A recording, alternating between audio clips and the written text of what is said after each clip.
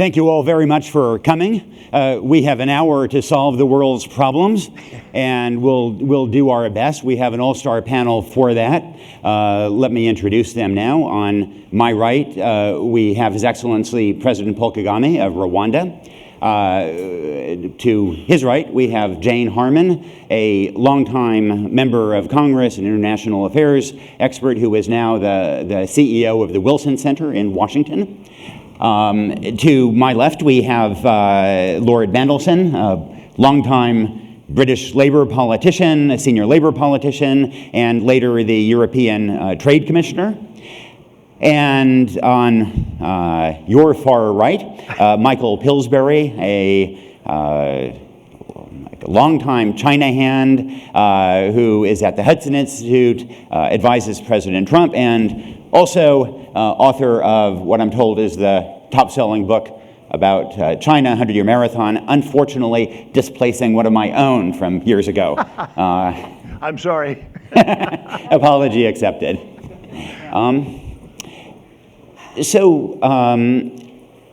One of the issues that is attracting a lot of attention in the US and around the world is China, concern about the Belt and Road Initiative, concern about the rise of China, how we manage that from trade to security issues. And President Kagame, let me start with you, because frankly, in the West, there is some anxiety about China's presence in Africa that is seen as part of the problem. And I think you see it somewhat differently. I'd like to maybe start, if you can, if you think that we in the West are overreacting to China's outreach. Well, thank you, Nicholas. First of all, the problem of anxiety by the West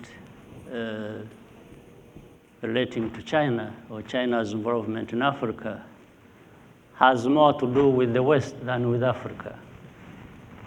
And therefore, that means the competition or whatever it is between the United States or the industrialized world with China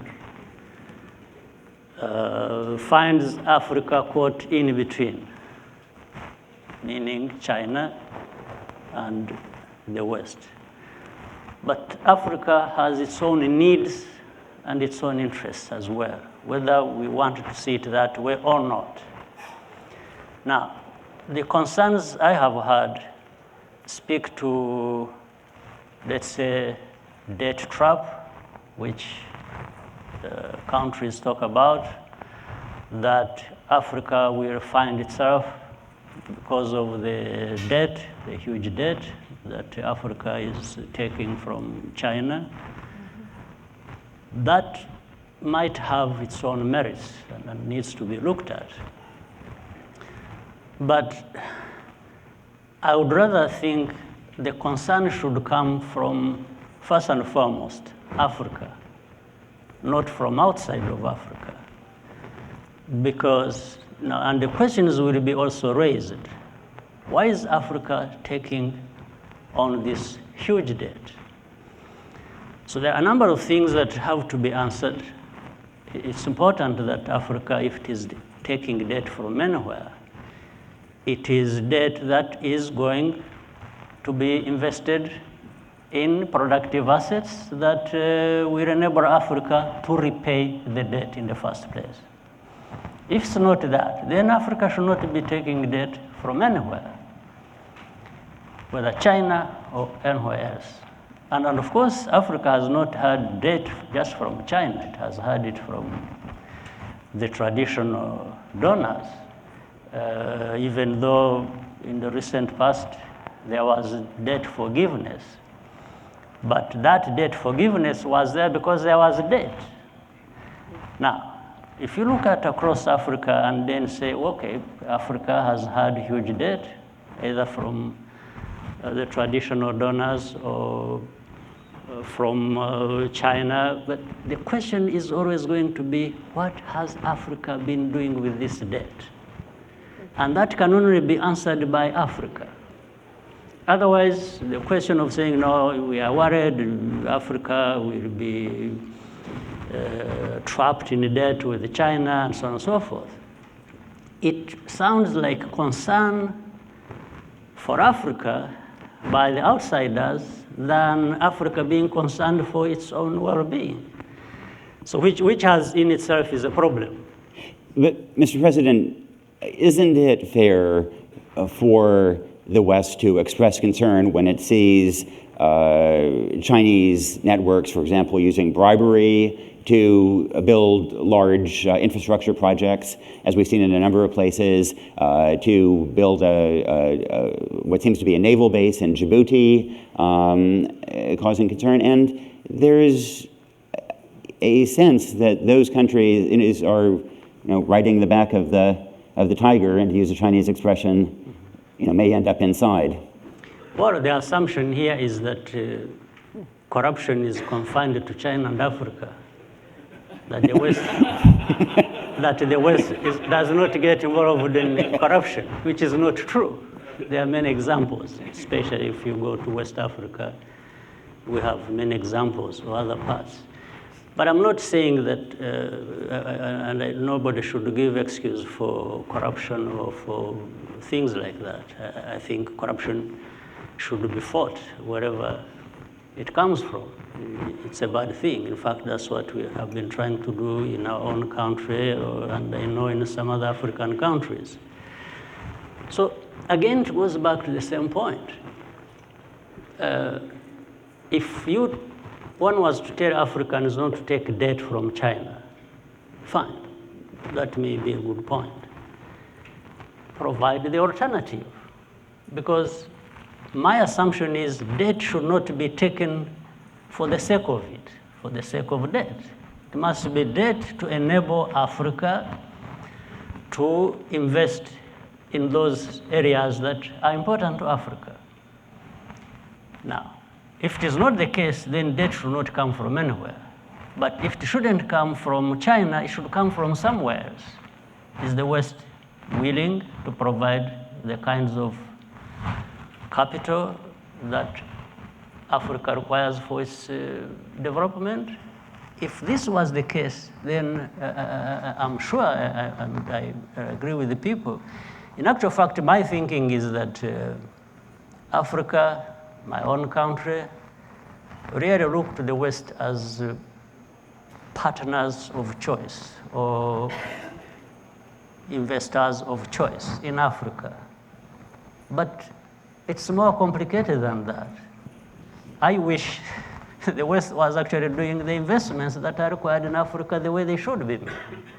Then things, I think, would be clearer, and Africa would stop being caught in this instead trap of competition or whatever it is between China and the West.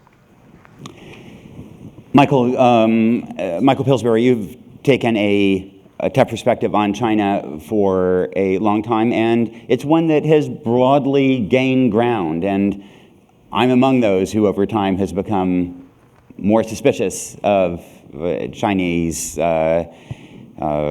motivations. And I think it's striking that in foreign policy, President Trump's policy toward China is one of those areas where I think there's actually fairly broad support. I think people, in many cases, wish that on trade that he were more multilateral, but in general, the idea of being tougher on security in the South China Sea, being tougher on trade, maybe also speaking up about the largest internment of people based on religion in the world since the Holocaust in Xinjiang. That's gained ground, and you were kind of a pioneer in that. So can you talk about about your perspective on how we manage the China relationship and whether the world and the markets have adequately appreciated the risks? Well, there are what I would call the national security moderates in the Congress. I think Jane Harman is one of them. She's going to say something about a friend of hers who's also an outstanding example of this. One of the members of Congress who's toughest on China is Nancy Pelosi. She opposed China joining the World Trade Organization at the time. She's been instrumental in giving voice to the Dalai Lama and his exile government. 7 senators from the Democratic Party wrote a letter to President Trump recently to be tougher on China in trade matters. There's been bipartisan proposals, quite a few actually, to crack down on technology transfer. A reform of the committee that oversees Chinese investment coming into our country was backed on the Senate side by Dianne Feinstein. Even though it was seen as a kind of conservative initiative, it immediately had co-sponsors from the other side. When it passed the House of Representatives, the vote was 400 to 4. You don't see that kind of vote in our House of Representatives. So I think there is broad support for being tougher on China. The question is how far to go. Do we really want to demonize China completely, to say they do no good at all, that when they loan money to Africa, it's really subversive and evil? Do we want to declare a new Cold War against China? I think not. I think there's very little support for going that far. But then being too weak could also have its downside. So finding this magic area in between, I think, is what in the last couple of years of President Obama, he started doing that. Tony Blinken at State, some at Defense began to talk about returning to the great power competition, mainly against China. Went even further under Secretary of Defense Mattis, who gave a number of speeches where he said terrorism is not the main threat anymore. North Korea and Iran are not the main threat anymore. Our new Defense Department strategy puts China at the top. So I think somewhere in that zone is what President Trump has already written about before he took office. He used a wonderful phrase, which I have borrowed in my book: good China, bad China. Very simple, very Trumpian, if you will. Not sophisticated and cosmopolitan, just good China and bad China. And then he's been spelling out as president what he wants to do in each of those areas. But, I mean, the notion of the good China, the bad China has been, maybe not expressed that way, but it's certainly been known, and I mean, for decades, people have tried to nurture the good China, yes, by right. bringing it into WTO, making it a stakeholder. I mean, there were all kinds of approaches. Very, very naive in retrospect. Yeah, but so those efforts largely failed, and so I agree with your diagnosis, but I don't really know how it's hard for me to see a trade deal that will really change the Chinese economy or trade relationship in a fundamental way. It's hard for me to see how we avoid China turning the South China Sea into a collection of unsinkable aircraft carriers. It's hard for me to see how we get Xi Jinping to lighten up on human rights and repression. So how do we actually make this happen? Where's the magic spot? You have to think about cooperation first. If you don't think about cooperation with China, you lose a lot of players in our domestic political system. That said, the areas of competition have been terribly, terribly neglected. Who realized that we have over 100 agreements with China to transfer our scientific discoveries to them immediately? We had an office in Beijing, Jane, that was funded by Congress, of the National Science Foundation, to immediately transfer any new American scientific discovery to the Chinese government. There's a long, long list of these areas of inadvertent support for China, for which China never gave us credit for. This is one of the areas President Trump and legislation is also focused on this. We're trying to cut back on this inadvertent support. And the reason for this is something Henry Kissinger has said quite wisely. He never anticipated this massive growth rate could be sustained for 30 years. You could find economists back in the 70s who said China has no hope. They will always be at best 10% of America's GDP. They won't even be a global player.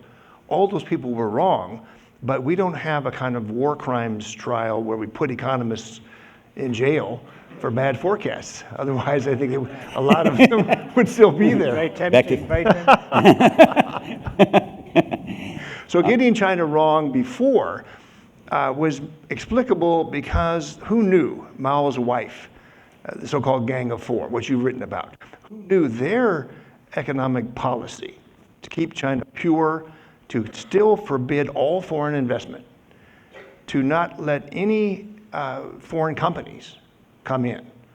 That point of view, if Mrs. Mao had won and her team had run China for the next 40 years, we wouldn't have this problem of geopolitical competition. But in a very mysterious way that's only becoming clear in the last couple of years, the other side won. And they quite quickly welcomed foreign investment, foreign economists, the World Bank's largest office in the world, far larger than the World Bank's office in Rwanda. The largest in the world is in Beijing. And they helped design China's economic policy for the next 35 years. The head of the World Bank at the time in 1980 was Bob McNamara, perhaps feeling guilty for the Vietnam War. He was the first World Bank president to visit Beijing and start them on the right track for economic growth. So this was not understood. It's hard to say it was an intelligence failure because the Chinese themselves didn't know about this, the outcome of the power struggle. So we look at China today, is there another struggle going on against President Xi that wants reform? Far more reform laid out in a study called China 2030 about 10 years ago. The President Trump trade strategy, Ambassador Lighthizer has explained in his testimony, both House Ways and Means and Senate Finance. He said, we're banking on the reformers in China supporting President Trump's 150-page deal because it will strengthen their hand to move China more toward free market policies. That's a gamble. Jane, you've written very eloquently about the U.S. Looking inward, and at a time when the world is moving on. And, you know, I think you and I first got to know each other around the time of Darfur, and the president of Sudan, President Bashir, wanted for genocide, has just been toppled. The U.S. has largely been absent from any kind of influence on Sudan about what to do with him. Meanwhile, Saudi Arabia and the UAE have been very present. They're encouraging some kind of continuation of military rule. I wonder, you know, I cited that, and I wonder, can you just talk a little bit about this, the U.S. retreating? It was something that happened beginning really under President Obama, certainly magnified under President Trump. What that means for American influence around the world. Sure, I can. Let me just first say a couple things, though, Nick, if you don't mind, which is the need for leaders. I think about the unspeakable genocide in Rwanda before President Kagame and the climb out of the ditch to a functioning government with, last time I looked, a majority female legislature. I think that's right. Good for you. It's a good start. And a lot of progress in a region that has the only youth bulge that it's going to lead to a majority population, I think under 25 in the near term. The rest of the world seems to be shrinking, and Africa, especially Southern Africa, is growing. But the absence of leadership elsewhere, 2 points.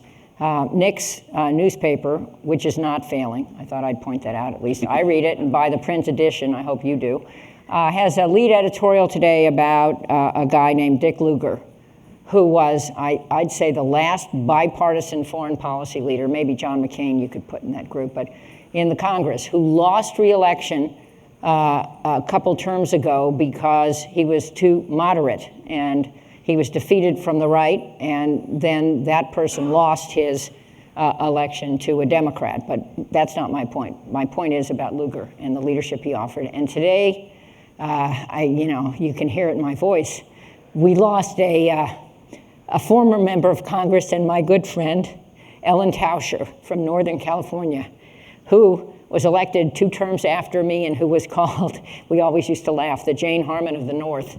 And that only meant that we were moderates, as Michael has pointed out. We believed in a strong defense. We were actually Scoop Jackson Democrats, for those oldies in the room who remember Scoop Jackson from Washington State. And it is just so sad to think that the leaders are falling and that the future in this country is less bright. And let me explain. This is not a partisan comment, or I don't intend it to be. What I wrote about recently was that as we stay focused on the Mueller report and impeachment, pro and con, we are not paying attention to the emergencies in the world that need our attention. Certainly one of them is in Africa. Africa needs help. This is what President Kagame just said. Who's offering the help? China. We're not. Why shouldn't they invest in Africa? In Europe, Europe wants to move to 5G. Who's offering the help? China. We're losing on 5G. In Venezuela, I'm going to get to your question. Civil war broke out today. Did anybody notice? We are supporting the insurgents. What are we doing about that? Whether that's a good idea or a bad idea. That just happened today. North Korea, Putin, I could list all the emergencies, the fact that Baghdadi is back and claiming that ISIS, even without a caliphate, is alive and well in the world, and I believe that. So then you go to Sudan. What are we offering in Sudan? Nothing. After the bleak years, the horrible years of suffering in Sudan. And we didn't offer much, and we're still not. I guess we're on the opposition side now in Libya. Just let's put that in the mix, which has a failing government and which easily could be, again, a staging ground for terrorism across North Africa and the Middle East. So this is a tragedy. And if you try to think about China, and I actually agree with Michael, who was at the Wilson Center last week. We all worked together in Washington, which is a good thing. I agree with Michael. I would say we were naive after the Cold War ended. This would be my take. We thought there would be order with the U.S. as the only superpower, and we missed the movie. And the movie was China moving, at least China we're talking about, moving to a new economic model, which we didn't think would happen, and Russia nursing wounds, which even though it's a weak country, enable it to act asymmetrically in ways where we're weak and use its strength against our weakness. And we're seeing this play out with Putin, and we're certainly seeing Xi and China rise in ways we don't fully understand. And on the last comment, Michael mentioned Henry Kissinger, whom I saw last week, who said, Henry Kissinger could be viewed as the guy who made peace with China, yes, but he also now says we need to be tough with China in certain ways. Michael outlined them. And we need to find concepts where we can work with China on the way forward. Because making an enemy of China, starting a new Cold War, doesn't seem, at least to me, to make any sense at all. And so how do we address this problem? Because, indeed, right now we see it in terms of Trump administration foreign policy, but President Obama reflected some of those same threads in his foreign policy. And fundamentally, they seem to me to reflect an American public that, to some degree, has tuned out the rest of the world, is very inwardly focused, there's a certain fatigue with global affairs, and I don't know how we fix that. Well, I think there's a fatigue with endless wars. I mean, the longest war in history is happening right now in Afghanistan and Iraq, or I guess those are, I don't know if they're one war or two wars, but the longest U.S. military engagement is there. Congress is AWOL. Congress has become, by and large, a re-election machine, not the lead on foreign policy and defense issues that it has been at some points in its past. Again, think Scoop Jackson and others. And our leadership, it seems to me, has been, it's starting with, I don't know if it started with Obama, but I think our leadership has been much more hesitant to engage the world. There's a good reason to engage the world. There's a good reason for American leadership. I'm not saying in terms of military engagement. We have, I think, the best ideas about, and I don't know if President Kagame agrees with me, but I think we have the best ideas about a world of opportunity, a world in which there are alliances, a world in which we, because of our richness, can provide so many resources to everyone else, and at the same time do well. And we're just not showing that side. Peter Mandelson, so at a time when the U.S. feels tremendously polarized, dysfunctional, we Americans look across the pond and you feel it's a home from home. exactly. We sort of appreciate being able to look in a mirror and seeing, the same extraordinary dysfunction in Britain with seemingly somewhat similar roots. So maybe for starters, tell us what on earth is going to happen with Brexit and, with what seems to be a dysfunctional British political system. Well, that's a very, very easy question to respond to, Nicholas, because I, like everyone else in my country, has not got an idea of how this will end. Okay, have you got that? This is the most extraordinary, strategic decision that affects our country at every single political, economic, and social level. And 3 years on from that decision in 2016, we are almost no further forward in working out and agreeing what future relationship we are going to have with the European Union now than we were then. That is how serious the paralysis is.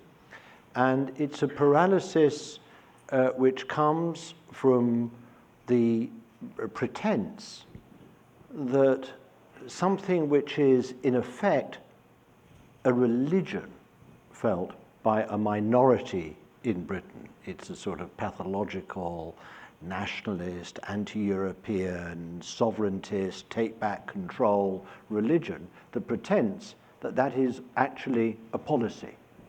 It isn't a policy, it's a religion. And to try and draw out of that sort of religion a sort of sane, stable, rational, unifying course forward that is going to maintain our trade in what is our biggest, nearest home export market in the world. 500 million odd European single market is Britain's home export market. It's the principal source of our investment in our country. It's the principal passage back and forth across non-existent borders of our manufacturing supply chains. And Nicholas, we have no better idea now than we did 3 years ago how that trade and those supply chains and that investment is going to be sustained in the way it has been previously.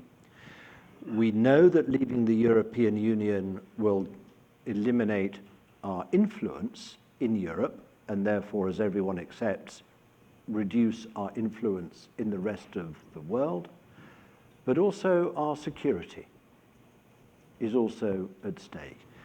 Yes, we remain members of NATO, which your president has previously described as obsolete, a view I do not profoundly disagree with. But our security comes not just from a military capability and collective strength. It comes from intelligence sharing. It comes from police work. Mm-hmm. It comes from tracking terrorists. It comes from sharing data about people, who are moving and using our international transportation system, on which we rely on partners in those police agencies and intelligence community amongst our neighbors to give us the wherewithal to protect ourselves from bad people coming to do us harm, just as those European neighbors rely on us in Britain, and we are an intelligence superpower, frankly, in European terms. They rely on us and that instant, complete, free sharing of data that is at the heart now of effective security, and we are endangering that as well. So how this ends, I cannot tell you. At the moment, as I said, we are in a state of paralysis. We are undergoing a democratic crisis in Britain over this. In my view, it can only be resolved by allowing the public back into this decision. I don't know when. With a second referendum? I don't know how or when or what terms, but given the stasis that exists within and between the parties and in Parliament, in my view, the public have to be let back in to this decision. And we will either, at the end of the day, have either to revoke our decision to leave the European Union or re-vote on that decision and give the government a clear mandate either way as to what to do and how to transact this extraordinary decision we took in a blink of an eye on one day in June in 2016 for reasons only some of which had anything to do with our membership of the European Union. Given your former role as Trade Commissioner for the EU, let me just ask a quick trade question. So there is... I don't agree, by the way, in a lot of the assumptions you've been making about China. I mean, let me drop my trade question and... Well, I don't... So what do you disagree with? Look, I tell you what I disagree with. Disagreement is always good on a panel. I simply do not believe it is naive, and it was My one word, of yours. yes. And you agreed, you endorsed. I simply don't think it's naive to acknowledge that a country which, after a few centuries going AWOL, has now returned to economic preeminence globally, is a growing and dominant trade power in the world, a country with which 136 other countries in the world do more trade with China than they do with the United States. And it's naive not to take China into the world trade system, a rules-based international trading system, supervised and overseen by a multilateral organization like the World Trade Organization, which has rules which are agreed democratically by all these countries, which has dispute settlement machinery, which you can use when there is trade law breaking going on by countries. Now, before you jump down my throat, let me tell you that 10 years ago, as Europe's Trade Commissioner, I was a bit of a China hawk. I was a bit of a China hawk. I'll tell you why. Because I felt that China had entered the World Trade Organization, embraced its rules and its machinery in the letter of what it was being required to do without sufficiently adhering to the spirit too, as well as the letter of what those rules and what that ethos and what those values and what that dispute settlement machinery meant in practice. So I was tough on China. But the idea that now we can somehow put China on the naughty chair, and say, look, there's good China and there's bad China, and we're going to reward good China and we're going to punish bad China. I don't want international relations conducted in that, what I would regard as a very naive way, any more than I want China, which is an emerging superpower, if not already having achieved that status in the world, taking it upon itself to decide that there's a good America and a bad America. They do that. And that China's going to sort of punish bad America and exactly reward what they good do. America. Nor do I want them doing that to Europe either. Look, the international system in this world is in disrepair. It is under pressure. It's not crumbling, it's not unraveling, but it's certainly on the back foot. And in my view, the international system that has been created since the Second World War, which has served us pretty darn well in most respects during that period, is going to be succeeded either by a chaotic and dysfunctional non-system, or it's going to be succeeded by a new system of which China is plays a leading role in which it is a leading partner alongside the United States and Europe as the main sort of regulatory superpowers in the world.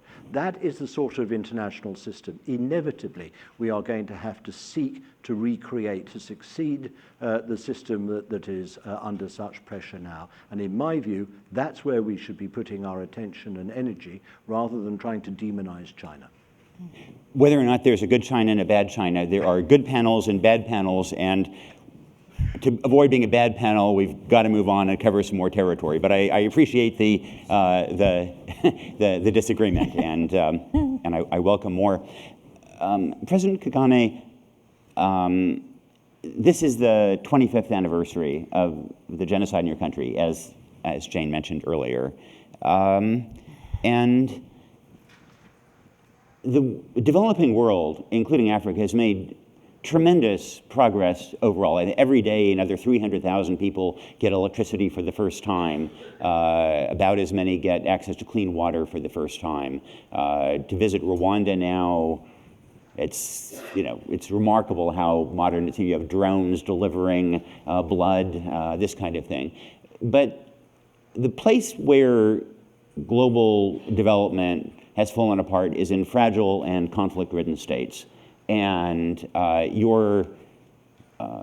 those include some of your neighbors. Burundi has been teetering on the edge of genocide a few times over the last half dozen years. And Congo is not only torn apart by conflict, but now has the second worst case or epidemic of Ebola. And if Ebola reaches the city of Goma on your doorstep, that will be a catastrophe. So how do we, we've kind of figured out how to get stable countries to develop. We haven't figured out what to do with those unstable countries. What do we do? Well, I think what needs to be done is known, but it never gets to be done. And one would always hope that lessons are learned over the years from one problem to another, including my own country's problems, the tragic past.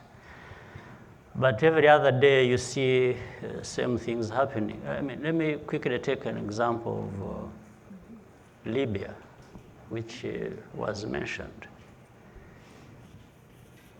With the Gaddafi, things were bad enough. Nobody wanted, everyone was thinking or wishing that there could be change for the better. But something happened. Gaddafi was removed, and then there was no replacement of Gaddafi with a better thing. It just became more chaotic up to this day. In fact, including today, if you look at, on one hand, you have a failing government in place, which, by the way, was supported or put there by the United Nations. They even called it United Nations supported government. At the same time, there is another force that has emerged from the eastern part of Libya. And now there is chaos going on. This force wants to take over Libya.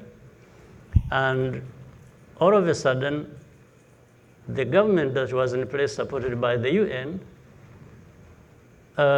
members, the powerful members of the UN start siding with the other rebels who are trying to overthrow the government they put in place and supported.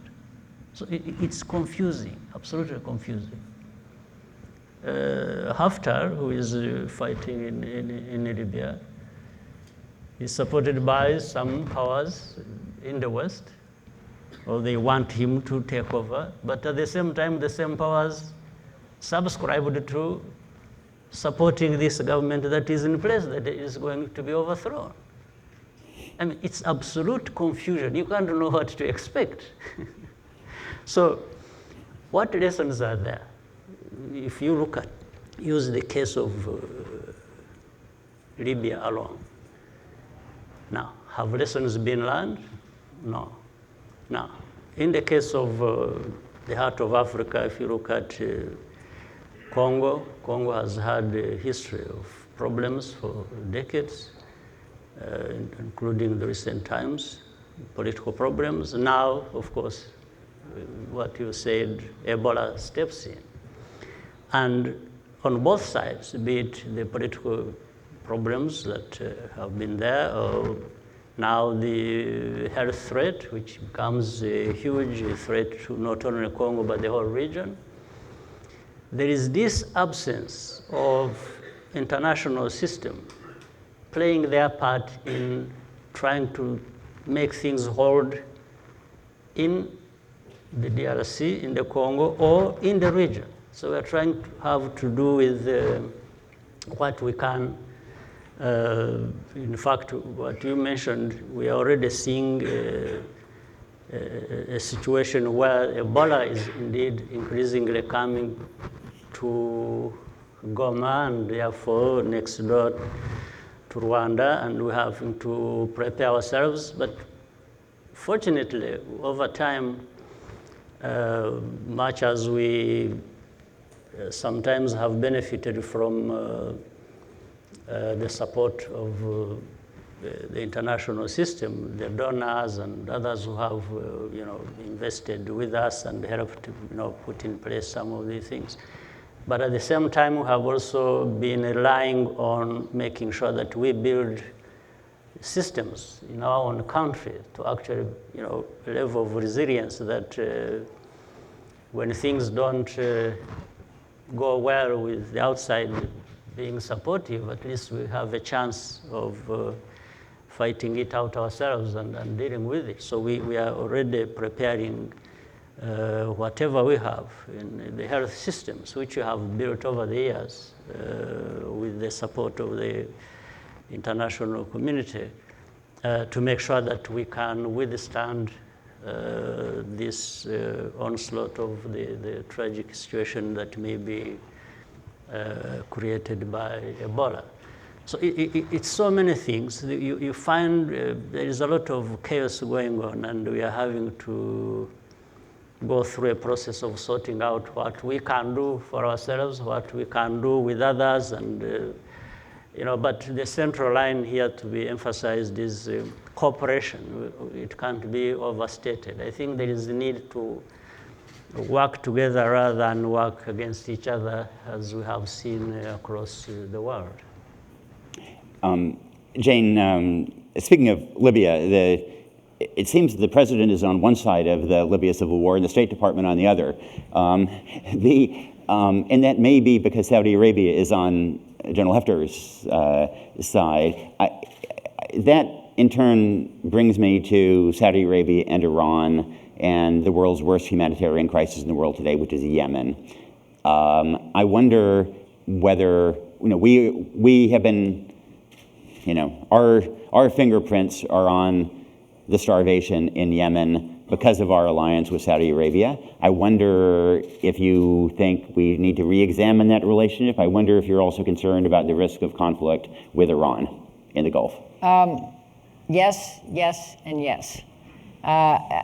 Just to add one word to what President Kagame was just talking about, I hope that Africa is able to take responsibility for its future. But if you look at the so-called Arab Spring and you see what came after governments which weren't exactly appealing fell, what came after was worse government.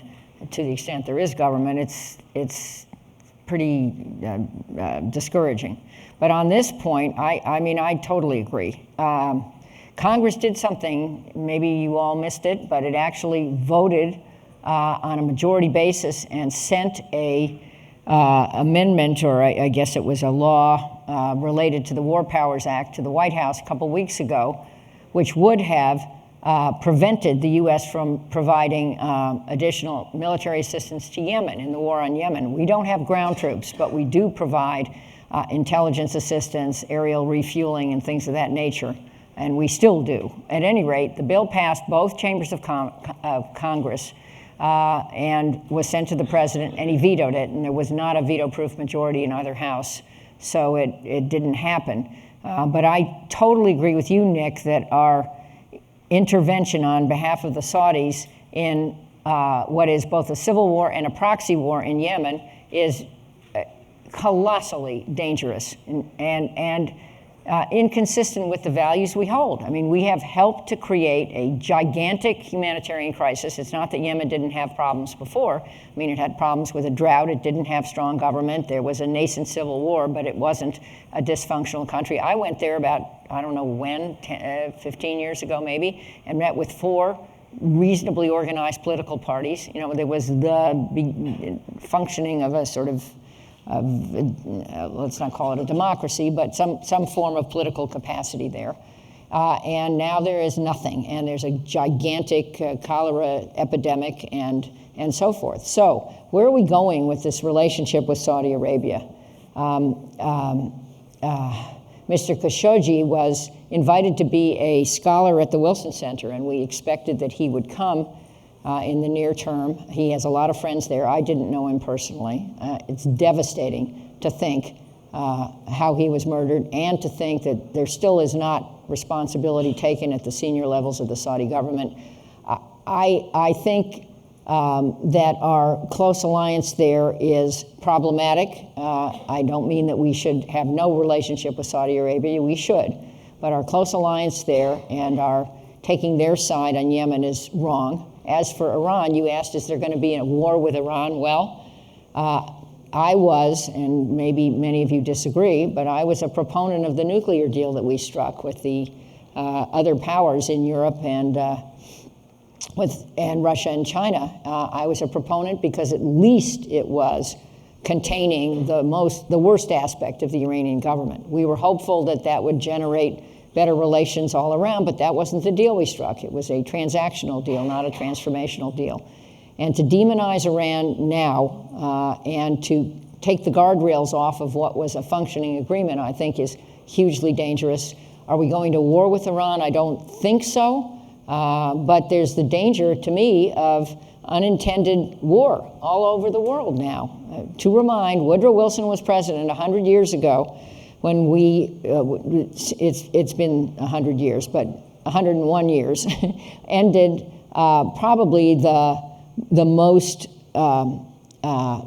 catastrophic in terms of human damage war, World War I in our history and world history. Wilson campaigned for a second term saying we wouldn't go to war, then we went to war. Most people looking back on it don't really understand what the proximate cause was. And now we have nukes and other incredibly damaging weapons, including cyber and AI. And so I worry about unintended war more than I worry about deliberate actions to go to war. On Saudi, I think this is a colossal disappointment, what's happened. I really felt when those couple of years back, when the Crown Prince set out his vision, it really was not just a major project to liberalize both Saudi's economy and its society, but it paved the way for a different role for Saudi to play both in the region and more widely. And I could not have welcomed it more. I couldn't have felt more enthusiastic about it. And therefore, I don't know whether it's a reversal we've seen, but it's certainly a loss of momentum in that direction is tragic, particularly for Saudi Arabia as a country, but for everyone else who has dealings with that country. And I don't believe, I think like Jane, you can't conduct a relationship with Saudi Arabia now as if nothing has happened. It's too big. And what we've got to try to do is to encourage Saudi Arabia and its leadership back onto that original path that the Crown Prince so ably set out. Jamal was a friend of mine, so I think of him all the time. You understand that? Yeah. Michael, we've managed to not really talk about North Korea, which is something that a year ago we would, it would have been at the top of the conversation. But at the end of the day, North Korea, is not testing weapons or long-range missiles, but it is still producing nuclear fuel for warheads. It is still apparently building missiles. It remains the most repressive country in the world today, have we kind of devolved back into strategic patience? And I mean, at the end of the day, we tried, Democratic and Republican administrations have tried every possible policy toward North Korea, and essentially nothing has worked very well. So what do we do? Well, I think North Korea falls into a larger framework that I agree with Jane Harman that we should all be aware of, which is the possibility of war breaking out in various places in the world. And as Jane said, accidental or inadvertent war, not something that people plan out because they want to grab an oil field or lithium for batteries. And North Korea is the front and center case where former Secretary of Defense Bill Perry and Ash Carter once wrote an op-ed piece. I think they chose the Washington Post, not the New York Times, unfortunately. But their op-ed piece was just how far President Clinton had gone down the road to the use of force against North Korea in 1994. That was escaped from, if you will, by a series of one-off events. Jimmy Carter injecting himself into the talks, the nature of the agreement. All this fell apart over the next 15 years. And to me, one of the most significant things President Trump did, and it was with at least the passive agreement of the Chinese, is to begin military maneuvers and letting people in the administration talk about the use of force in the northern part of North Korea, where purportedly the nuclear weapons sites are located. And then movements of ships and planes, as well as that. The South Korean defense minister publicly asked whether American nuclear weapons should be returned to South Korea. A lot of younger people here are probably thinking there were American nuclear weapons in South Korea. If you Google it, you'll see the number 800, and yes, they could be returned fairly easily. So talking about the military options seems to be part of the background for why Chairman Kim was willing to meet and go as far as he's gone. It seems to me, if you make a list of and we used to do this at Rand Corporation down the road here and in the office I was in the Defense Department for long-range planning, we used to make a list of the top 10 or top 20 most likely wars and what we were doing about them, if anything. In many cases, it was nothing. And yes, there are even possible wars in Africa that were considered scenarios worth planning. And what has happened more recently is the nature of warfare itself has changed. Jane mentioned cyber. Nuclear weapons are changing in their capabilities. The Trump administration has picked up on something the Obama administration left behind, the idea of low-yield nuclear weapons, which upsets the left because this makes it easier to use nuclear weapons. Conservatives like it because in their view it makes it helps deterrence, that the Americans might really do this.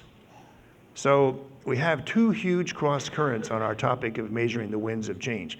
If the nature of warfare itself is changing so that weaker powers can now buy a lot more capability.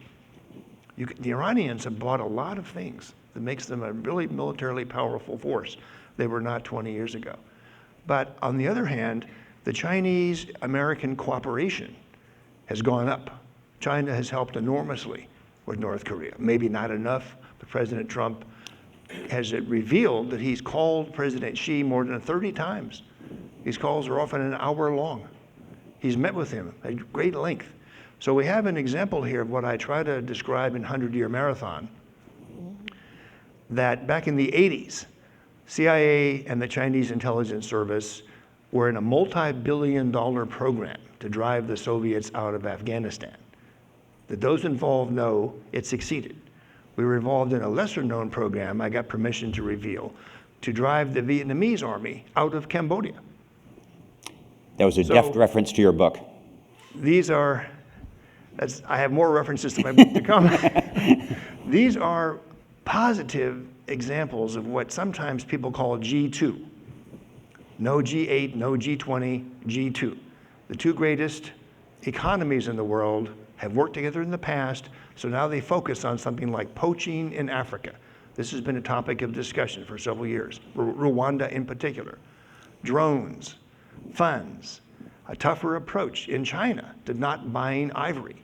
So that was a coordinated strategy Obama got started. with an executive order. This is a possible future of the world.